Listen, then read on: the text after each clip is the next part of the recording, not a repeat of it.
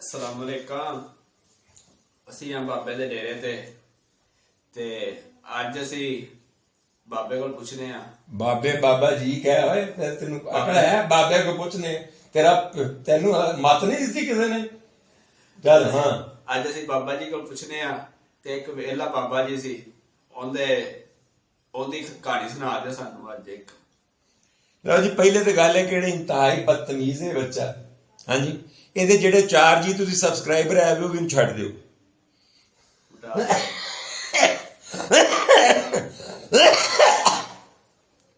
ਲੋ ਯਾਰ ਮੈਨੂੰ ਖੰਘ ਆ ਗਈ ਸਾਡੇ ਬਾਬੇ ਵਾਸਤੇ ਦੁਆ ਵੀ ਕਰਿਆ ਕਰੋ ਤੇ ਕਿਉਂਕਿ ਮੈਂ ਬੁੱਢਾ ਬੰਦਾ ਠੇਰਾ ਤੇ ਭੱਟੀ ਸਾਹਿਬ ਨੇ ਬਾਕੈਫ ਅਸੀਂ ਫਿਰ ਵੀ ਇਹਦਾ ਖਿਆਲ ਕਰਨੇ ਆ। ਵੇਖ ਲਓ ਮੈਨੂੰ ਸਿਰਫ ਬਾਬਾ ਕਹਿਣ ਦਿਆ ਸੀ, ਹਾਲਾਂਕਿ ਬਾਬਾ ਜੀ ਕਹਿਣਾ ਚਾਹੀਦਾ ਕਿ ਅਸੀਂ ਬਾਬਾ ਜੀ ਦੇ ਡੇਰੇ ਤੇ ਆ ਤੇ ਬਾਬਾ ਜੀ ਨੂੰ ਇਹ ਪੁੱਛਨੇ ਆ ਕਿ ਵਿਹਲੇ ਬਾਬੇ ਦੀ ਕੀ ਕਹਾਣੀ ਹੈ। ਸੁਣਿਆ ਕੋਈ ਗੁਜਰਾਂਵਾਲੇ ਚ ਵਿਹਲਾ ਬਾਬਾ ਹੋਇਆ, ਉਹ ਆਖਰ ਇੰਨਾ ਮਸ਼ਹੂਰ ਕਿੰਜ ਹੋ ਗਿਆ। ਹਾਂਜੀ ਤੋ ਗੱਲ ਇਹ ਹੈ ਬਈ ਮੈਂ ਜੀ ਤੁਹਾਨੂੰ ਵਿਹਲੇ ਬਾਬੇ ਦੀ ਸੁਣਨਾ ਕਿ ਵਿਹਲਾ ਬਾਬਾ ਦਰਅਸਲ ਜਦੋਂ ਆਪਣੀ ਸੁਆਣੀ ਬੰਦੇ ਦੀ ਨਾ ਰਵੇ, ਬੀਵੀ ਫੌਤ ਹੋ ਜਾਏ, ਸੁਆਣੀ ਵੀ ਦੱਸ ਦਿਓ ਕੀ ਹੁੰਦੀ। ਸੁਆਣੀ ਬੀਵੀ ਨੂੰ ਕਹਿੰਦੇ ਨੇ, ਸੁਆਣੀ ਬੀਵੀ ਨੂੰ ਕਹਿੰਦੇ ਨੇ। ਅਗਰ ਉਹ ਫੌਤ ਹੋ ਜਾਏ ਤੇ ਫਿਰ ਉਸ ਤੋਂ ਬਾਅਦ ਉਸ ਵਿਚਾਰੇ ਨੂੰ ਪੁੱਛਣ ਵਾਲਾ ਹੀ ਕੋਈ ਨਹੀਂ ਹੁੰਦਾ।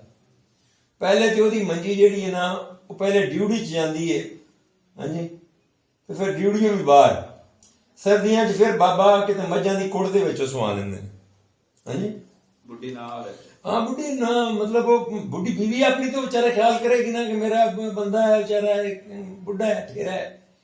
ਉਹ ਨਾ ਇਸ ਤਰ੍ਹਾਂ ਹੀ ਗੁਜਰਾਂਵਾਲੇ 'ਚ ਨਾ ਇੱਕ ਵਿਹਲਾ ਬਾਬਾ ਸੀ, ਉਹਦਾ ਨਾਂ ਹੀ ਵਿਹਲਾ ਬਾਬਾ ਪੈ ਗਿਆ ਕਿ ਬਾਬਾ ਜੀ ਤੁਸੀਂ ਵਿਹਲੇ ਰਹਿੰਦੇ ਹੋ, ਯਾਨੀ ਕਿ ਕੰਮ ਕੋਈ ਨਹੀਂ ਤੁਹਾਨੂੰ। ਇੱਕ ਦਿਨ ਦੀ ਸਿਰਫ ਮੈਂ ਗੱਲ ਸੁਣਾਉਣਾ 10 ਮਿੰਟਾਂ 'ਚ ਵੀ ਇੱਕ ਦਿਨ ਉਹਦੇ ਨਾਲ ਕੀ ਹੋਇਆ। ਇੱਕ ਦਿਨ ਗਰਮੀਆਂ ਦਾ ਦਿਨ ਸੀ। ਹਾਂਜੀ ਤੇ ਬਾਬਾ ਵਿਚਾਰਾ ਉੱਥੇ ਆਪਣੇ ਹੁਕਾ ਬਣਾਇਆ ਸੀ, ਚਿਲਮ ਰੱਖੀ ਸੀ ਤੇ ਸੂਟਾ ਮਾਰਨ ਦਿਆ ਸੀ ਤੇ ਉਧਰੋਂ ਦੀ ਨੋਹ ਆ ਗਈ।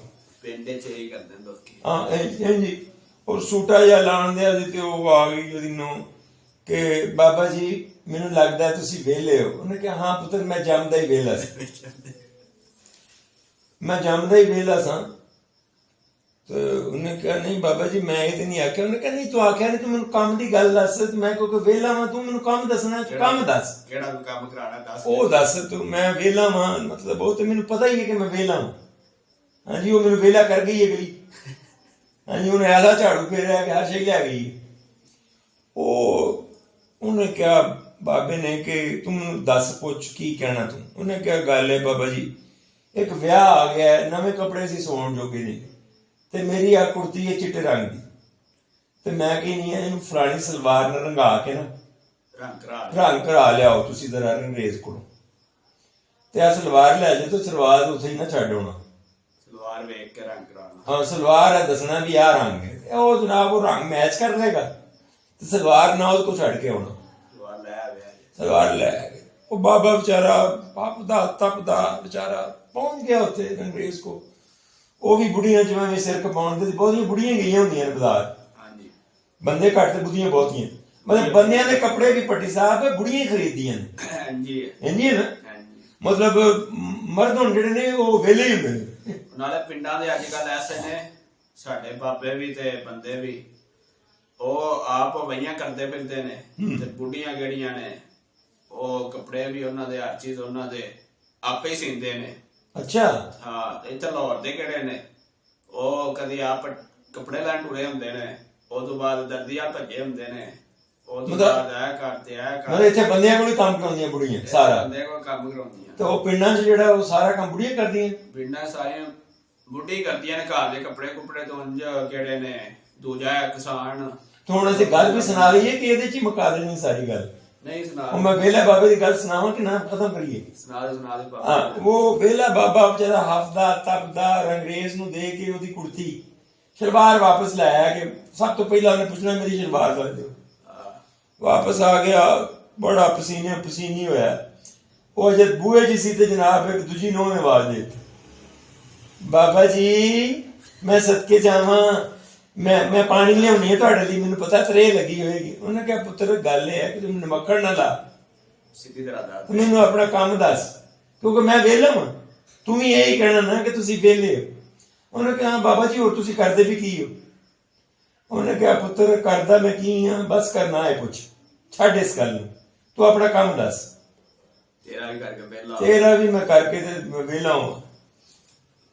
ਉਹਨੇ ਕਿਹਾ ਕਿ ਗੱਲ ਇਹ ਆ ਵੀ ਆ ਮੁੰਡਾ ਬੜਾ ਰੋਂਦਿਆ, ਇਹਨੇ ਚੀਕ ਚਿੰਗਾੜਾ ਪਾਇਆ, ਮੈਂ ਦੂਜੇ ਕਮਰੇ 'ਚ ਉਹਨੂੰ ਚੁੱਕ ਲਿਆਉਣੀ ਆ, ਉੱਥੇ ਉਹਨੇ ਖੱਪ ਪਾਈ ਹੈ ਬੜੀ, ਮੈਨੂੰ ਕੰਮ ਨਹੀਂ ਕਰਨ ਦਿੰਦਾ, ਤੁਸੀਂ ਇਹਨੂੰ ਜ਼ਰਾ ਬਾਹਰ ਫੇਰਾ ਟੋਰਾ ਲਵਾਓ, ਜ਼ਰਾ ਇਹ ਟਹਿਕ ਜਾਏਗਾ, ਇਹਦਾ ਦਿਲ ਹੌਲਾ ਹੋ ਜਾਏਗਾ, ਸੋਹਣਾ ਹੋ ਜਾਏਗਾ, ਤੇ ਮੈਂ ਸਦਕੇ ਜਾਵਾਂ ਆਪਣੇ ਬਾਬੇ ਤੋਂ, ਇਹ ਲਓ ਠੰਡਾ ਪਾਣੀ ਪੀ ਲਓ।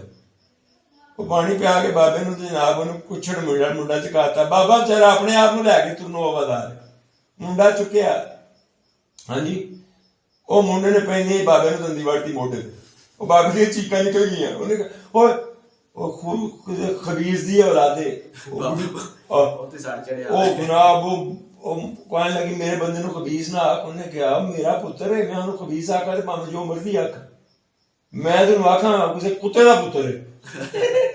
ਉਹਨੇ ਕਿਹਾ ਹਾਂ ਹਾਂ ਬਾਬਾ ਜੀ ਇਹ ਮੈਨੂੰ ਵੀ ਪਤਾ ਹੈ, ਇਹ ਮੈਨੂੰ ਵੀ ਪਤਾ ਹੈ। ਗੱਲ ਇਹ ਹੈ ਕਿ ਉਹ ਫਿਰ ਜਨਾਬ ਉਹਦਾ ਮੁੰਡਾ ਖੜੂ ਕੇ ਜ਼ਲੀਲ ਰੁਸਵਾ ਹੋ ਕੇ ਵਾਪਸ ਆਇਆ, ਤੇ ਤਾਂ ਹੀ ਹੈ ਕਿ ਬੂਹਾ ਖੜਕਿਆ ਤੇ ਉਹਨੇ ਕਿਹਾ ਵੀ ਬਾਬਾ ਜੀ ਤੁਸੀਂ ਤੇ ਵੇਲੇ ਹੀ ਉਧਰ ਵੇਖਣਾ ਕੌਣ ਹੈ। ਬਾਬੇ ਨੇ ਵੇਖਿਆ ਤੇ ਬਾਬੇ ਦੀ ਆਪਣੀ ਧੀ ਜਿਹੜੀ ਨਾ ਆਪਣੇ ਬੱਚਿਆਂ ਨੂੰ ਲੈ ਕੇ ਆ ਗਈ। ਸਲਾਮ ਅਲੈਕਮ ਬਾਬਾ, ਮੈਂ ਕਿਹਾ ਇੰਨੇ ਦਿਨ ਹੋ ਗਏ ਮੈਂ ਅੱਬੇ ਨੂੰ ਮਿਲ ਹੀ ਆਵਾਂ। ਉਹਨੇ ਕਿਹਾ ਬੜਾ ਚੰਗਾ ਕੀਤਾ ਪੁੱਤਰ, ਮੈਂ ਬਸ ਇੱਥੇ ਵਿਹਲਾ ਹੀ ਸਾਂ ਬੈਠਾ, ਚੱਲ ਹੁਣ ਧਿਆਨੇ ਲੱਗ ਜਾਵਾਂਗਾ ਤੇਰੇ ਪਾਲਾ ਖੜਾ।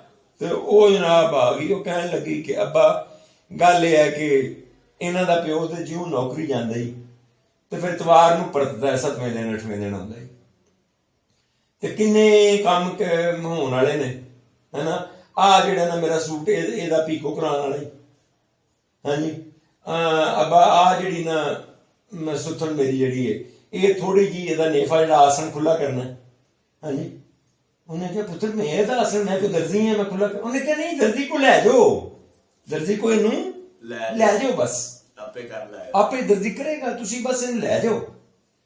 ਉਹਨੇ ਕਿਹਾ ਠੀਕ ਹੈ ਪੁੱਤਰ, ਮੈਂ ਵਿਹਲਾ ਜੋ ਹੋਇਆ। ਉਹ ਜਨਾਬ ਬਾਬਾ ਇਹ ਕੰਮ ਕਰਵਾ ਕੇ ਆਇਆ, ਹਾਂਜੀ। ਉਨੀ ਦੇਰ ਨੂੰ ਜਨਾਬ ਇਹਦੀ ਬਸ ਕੀ ਸੀ ਕਿ ਇੱਕ ਬੱਚਾ ਰੋਣ ਲੱਗ ਗਿਆ। ਫਿਰ ਉਹਨੇ ਕਿਹਾ ਇਹ ਕਿਹਦਾ ਹੈ ਹੁਣ? ਉਹਨੇ ਕਿਹਾ ਬਾਬਾ ਜੀ ਇਹ ਤੁਹਾਡੀ ਧੀ ਦੀ ਗਲਤੀ ਹੈ, ਇਹ ਸਾਡਾ ਨਹੀਂ, ਇਹ ਤੁਹਾਡੀ ਧੀ ਦੀ ਗਲਤੀ ਹੈ। ਉਹਨੇ ਕਿਹਾ ਬਕਵਾਸ ਨਾ ਕਰ। ਮੈਂ ਸਮਝਿਆ ਕਿ ਉਹ ਹਰਾਮਜ਼ਾਦਾ ਜਿਹੜਾ ਨੌਕਰੀ ਗਿਆ ਉਹਦੀ ਗਲਤੀ ਹੈ। ਉਹ ਜਨਾਬ ਉਹਨੇ ਕਿਹਾ ਹੁਣ ਕੀ ਕਰਾਂ? ਉਹਨੇ ਕਿਹਾ ਇਹਨੂੰ ਵੀ ਹੁਣ ਬਾਹਰ ਫਰਾਤਰਾ ਲਿਆਓ, ਹਾਂਜੀ, ਇਹਨੂੰ ਲੈ ਜਾਓ, ਇਹਨੂੰ ਸੈਰਾਂ ਕਰਾ ਲਿਆਓ, ਇਹਦਾ ਦਿਲ ਲਾ ਲਿਆਓ। ਇੰਨੀ ਦੇਰ ਨੂੰ ਉਹਨੇ ਕਿਹਾ ਬਾਬਾ ਜੀ ਇੱਕ ਦੂਜੀ ਨੇ ਬੋਲੀ ਉਹ ਕੋਲੋਂ ਕਿ ਜਾਣਾ ਤੇ ਹੈ ਹੀ ਹੈ ਤੁਸੀਂ, ਹਾਂਜੀ, ਤੇ ਅੱਜ ਕਰੇਲੇ ਲੈ ਆਣਾ ਮੇਰੇ ਲਈ। ਤੇ ਇੰਝ ਨਾ ਬਾਬਾ ਜੀ ਕਰੇਲੇ ਪਕਾਵਾਂਗੇ ਕੀਮਾ ਭਰ ਕੇ, ਤੁਹਾਨੂੰ ਵੀ ਦੇਵਾਂਗੇ 2 ਕਰੇਲੇ। ਉਹਨੇ ਕਿਹਾ ਮੇਰੀ ਗੱਲ ਸੁਣ, 2 ਕਰੇਲੇ ਦੇ ਚੱਕਰ ਚ ਹੁਣ ਮੈਨੂੰ ਤੂੰ ਬਾਜ਼ਾਰ ਵੀ ਭੇਜਣਾ, ਇਹ ਬੱਚਾ ਵੀ ਖਿਡਾਉਣਾ, ਇਹ ਖੁਦਾ ਦਾ ਕੋਈ ਖੌਫ ਖਾਓ, ਉਹ ਅੱਲਾ ਕੋਲ ਡਰ ਜਾਓ। ਤੁਸੀਂ ਤੁਹਾਨੂੰ ਆਏ ਕਿਸੇ ਦੀ ਆਈ, ਤੁਹਾਨੂੰ ਲਵੇ 11ਵੀਂ ਵਾਲਾ, ਹਾਂਜੀ, 11ਵੀਂ 12ਵੀਂ ਵਾਲੇ ਸਾਰੇ ਲੈ ਲੈਣ ਤੁਹਾਨੂੰ। ਤੂੰ ਇਹ ਕੀ ਲੁੱਚ ਤਲਿਆ ਤੁਸੀਂ, ਤੇ ਮੈਨੂੰ ਵਿਹਲਾ ਕਹਿ ਕੇ ਸਾਰਾ ਦਿਨ ਵਰਤਦੀ ਹੋ ਤੁਸੀਂ। ਫਿਰ ਸ਼ਾਮ ਨੂੰ ਕਹਿੰਦੇ ਹੋ ਕਿ ਬਾਬਾ ਕੀਤਾ ਕੀ ਇਹ, ਤੂੰ ਤੇ ਵਿਹਲਾ ਲਓ ਜੀ। ਆ ਜੀ ਵਿਹਲਾ ਬਾਬਾ ਜੇ ਉਹ ਗੁਜਰਾਂ ਵਾਲੇ ਦਾ ਸੀ, ਤੇ ਮੈਨੂੰ ਵੀ ਤੁਸੀਂ ਵੱਡੇ ਦਾ ਵਿਹਲਾ ਸਮਝ ਕੇ ਆ ਜਾਂਦੇ ਹੋ ਕਿ ਬਾਬਾ ਵਿਹਲਾ ਹੋਏਗਾ, ਜਾ ਕੇ ਵੀਡੀਓ ਬਣਾਉਣੇ, ਹਾਂਜੀ। ਤੇ ਚਲੋ ਖੈਰ ਹੀ ਹੈ, ਮੈਂ ਤੇ ਤੁਹਾਡੇ ਕੰਮ ਸ਼ਾਮ ਆਉਂਦਾ ਰਹਿਣਾ, ਪਰ ਕਦੀ ਤੁਸੀਂ ਵੀ ਕੰਮ ਆਓ। ਤੁਸੀਂ ਹੁਣ ਪੁਲਿਸ ਚ ਭਰਤੀ ਹੋਣਾ ਸੁਣਿਆ, ਹਾਂਜੀ ਹਾਂਜੀ। ਤੁਹਾਡੀ ਛਾਤੀ ਨਾਪਣੀ ਉਹਨਾਂ ਨੇ ਸੁਬਾ ਛਾਤੀ ਤੇ ਕਰ ਦੇਣਾ ਨਾਪਣਾ। ਹਾਂ, ਤੇ ਫਿਰ ਕੀ ਕਰਨਾ ਤੁਸੀਂ ਆਪਣੀ ਛਾਤੀ ਵੱਡੀ ਕਰਨ ਲਈ? ਛਾਤੀ ਵੱਡੀ ਹੈ, ਮੇਰਾ ਤਾਂ ਖਿਆਲ ਹੈ ਕਿ 2-4 ਭੂੰਡ ਲੜਾ ਲਓ। ਨਹੀਂ, ਪਿਛਲੀ ਵਾਰ ਮੇਰਾ ਹੋ ਗਿਆ ਸੀ, ਪਾਸ ਹੋ ਗਿਆ ਸੀ। ਫਿਰ ਪੈਸੇ ਨਹੀਂ ਸੀ ਤੁਹਾਡੇ ਕੋਲ ਜਿਹੜੇ ਰੱਬ ਵੱਢੀ ਦਿੰਦੇ? ਨਹੀਂ, ਉਸ ਤੋਂ ਬਾਅਦ ਫਿਰ ਉਹ ਰਿਟਨ ਟੈਸਟ ਵੀ ਪਾਸ ਹੋ ਗਿਆ ਸੀ ਲਿਖਣ ਵਾਲਾ। ਉਸ ਤੋਂ ਬਾਅਦ ਫਾਈਨਲ ਲਿਸਟ ਹੋਈ ਸੀ, ਫਾਈਨਲ ਲਿਸਟ ਤੇ ਨਾਂ ਨਹੀਂ ਆਇਆ ਸੀ। ਉਸ ਤੋਂ ਬਾਅਦ ਉਹ ਪੈਸੇ ਦਾ ਆਇਆ ਹੁਣ ਜਿਹਨਾਂ ਨੋਟ ਚੜੇ, ਆਹੋ ਉਹਨਾਂ ਤੇ ਆਇਆ ਹੁਣ ਤੇ। ਲਓ ਜੀ ਫਿਰ ਸੱਜਣੋ, ਬੇਲੀਓ, ਮਿੱਤਰੋ, ਸੋਹਣਿਓ, ਕਿਉਂਕਿ ਭੱਟੀ ਸਾਹਿਬ ਇੱਧਰ ਬੈਠੇ ਸਨ ਤੇ ਮੈਂ ਤੁਹਾਡੇ ਮੂੰਹ ਨਹੀਂ ਕਰ ਸਕਿਆ। ਤੇ ਗੱਲ ਇਹ ਹੈ ਬਈ ਹੁਣ ਅਸੀਂ ਪਾਕਿਸਤਾਨ ਜ਼ਿੰਦਾਬਾਦ ਦਾ ਨਾਰਾ ਲਾਉਂਦੇ ਆ। ਸਾਡਾ ਚੈਨਲ ਹੀ ਸਬਸਕ੍ਰਾਈਬ ਸਾਡਾ ਹਾਂਜੀ ਇਹ ਫਰਮਾਉਂਦੇ ਨੇ ਭੱਟੀ ਸਾਹਿਬ ਕਿ ਸਾਡੇ ਚੈਨਲ ਨੂੰ ਸਬਸਕ੍ਰਾਈਬ ਕਰ ਲਓ ਭਾਈ ਜੀ, ਇਹ ਜੋ ਵੀ ਕਹਿੰਦੇ ਨੇ ਇਹ ਕਰ ਕੁਰ ਲਵੋ। ਵੈਸੇ ਮੈਂ ਤਾਂ ਕਹਿੰਦਾ ਸਾਂ ਕਿ ਇਹਨਾਂ ਨੇ ਮੈਨੂੰ ਬੜੀ ਬੇਅਦਬੀ ਨਾਲ ਬੁਲਾਇਆ ਤੇ ਤੁਸੀਂ ਇਹਨਾਂ ਤੋਂ ਆਪਣੀ ਜਾਨ ਛੁਡਾਓ, ਪਰ ਨਹੀਂ, ਚਲੋ ਮੈਂ ਵੀ ਆਖਣਾ ਕਿ ਯਾਰ ਇਹਨਾਂ ਦਾ ਚੈਨਲ ਸਬਸਕ੍ਰਾਈਬ ਕਰੋ। ਆਹ ਵੀਡੀਓ ਜੇ ਤੁਹਾਨੂੰ ਮਾੜੀ ਚੰਗੀ ਲੱਗੇ ਚਲੋ ਮੇਰੇ ਬਾਬੇ ਦੀ ਵਜ੍ਹਾ ਨਾਲ ਇਹਨੂੰ ਲਾਈਕ ਕਰ ਦੇਣਾ, ਹਾਂਜੀ। ਔਰ ਇਹਨਾਂ ਨੂੰ ਅਗਰ ਵੀਡੀਓ ਸ਼ੇਅਰ ਕਰ ਲਓਗੇ ਤੇ ਉਹਦੇ ਨਾਲ ਇਹ ਫਾਇਦਾ ਹੋਏਗਾ ਕਿ ਇਹਨੂੰ ਸ਼ਾਇਦ ਕੋਈ ਹੋਰ ਵੀ ਸਬਸਕ੍ਰਾਈਬ ਕਰ ਲਵੇ। ਤੋ ਇਜਾਜ਼ਤਾਂ ਦਿਓ। ਪਾਕਿਸਤਾਨ ਜ਼ਿੰਦਾਬਾਦ, ਜ਼ਿੰਦਾਬਾਦ। ਅੱਲਾਹ ਤੁਹਾਨੂੰ ਜਿਉਂਦਾ ਵਸਦਾ ਰੱਖੇ।